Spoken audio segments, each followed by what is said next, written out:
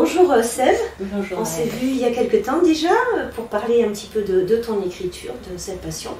Là on va parler des 2 livres publiés chez Ubicart avec Jean-Claude Rivière. Alors le premier c'était l'émotion des sentiments et celui qui va apparaître s'appelle Blood's Inside. Il va apparaître le 20 septembre. Le 20 septembre. Et il va y avoir un lancement du livre, quelque chose, un événement à Montbazin le 23 septembre. Le 23 septembre. Présenter et lire aussi. Tu pourras le présenter et lire. Alors moi, la première question que j'aimerais poser, est-ce qu'il y a un univers différent entre les 2 livres? Est-ce que tu as exploré d'autres facettes de tes émotions? Alors, pas vraiment. C'est toujours un plongeon dans l'émotion de plusieurs individus, hommes, femmes, jeunes ou vieux. C'est toujours de l'émotion, mais vraiment encore plus prononcée, plus à l'intérieur, d'où le titre Blood's Inside. Et c'est illustré par mon compagnon. Voilà la différence. Voilà, des magnifiques illustrations. Là, j'étais vraiment admirative. Exceptionnel. Également. Exceptionnel, oui. Voilà. Et alors les illustrations collent au texte, c'est ce que j'avais noté. Des personnages, puisque tu explores les différents liens humains. Oui. La maternité, le couple, l'abandon, oui. Le doute, oui. la mort. Donc c'est très profond.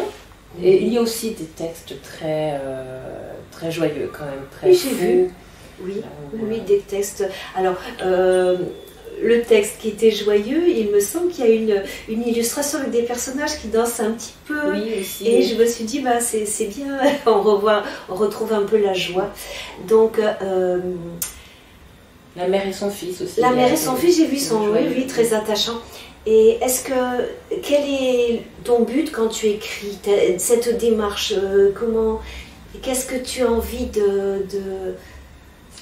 dire en écriture? Toujours raconter et expliquer profondément une émotion, parce que je pense on traverse des moments difficiles qu'on n'arrive pas forcément à exprimer, à expliquer. Et donc ce que j'écris, ce n'est pas moi à 100%, c'est vraiment traverser comme ça l'émotion humaine.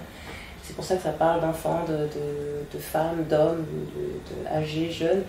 Et c'est justement pour partager. Donc je sais que certaines personnes sont venues vers moi en disant « Oh merci, ça me rappelle certaines choses » et qui n'arrivaient pas à le mettre en mots.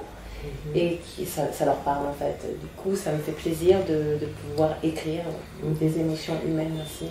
Est-ce que c'est une démarche cathartique aussi pour aller au-delà de la douleur et d'apaisement, de reconstruction? Aussi parce que je suis aussi cet être humain, oui.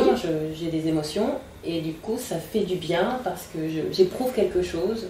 Je pense aux autres aussi et je plonge dedans et ça fait un effet cathartique effectivement. Voilà. Est-ce que tu me disais que tu avais travaillé dans le social? Est-ce que tu t'es appuyé sur des exemples de personnes que tu as rencontrées Alors c'est aléatoire, c'est pas cloisonné comme ça, donc c'est une respiration sans me dire ça vient spécialement de ce secteur ou pas, c'est vraiment aléatoire et c'est en me posant souvent dans les jardins que tout d'un coup tout se pose. Très bien. Voilà. Merci de nous dire les circonstances de l'écriture, ça aussi c'est intéressant. J'aime beaucoup la nature. Et il y a un rythme, on a parlé du rythme tout à l'heure, mais alors il y a l'autre jour les anaphores, donc ça revient, donc vraiment on entre dans le sujet parce que... Il y a des mots que j'aime bien répéter, qui reviennent de toute façon, qui expriment tout. Et voilà, des sons aussi effectivement. C'est un beau livre, hein. Merci beaucoup. On va avoir hâte de le découvrir. Merci, Anne-Marie-Agnès. Merci, Seb.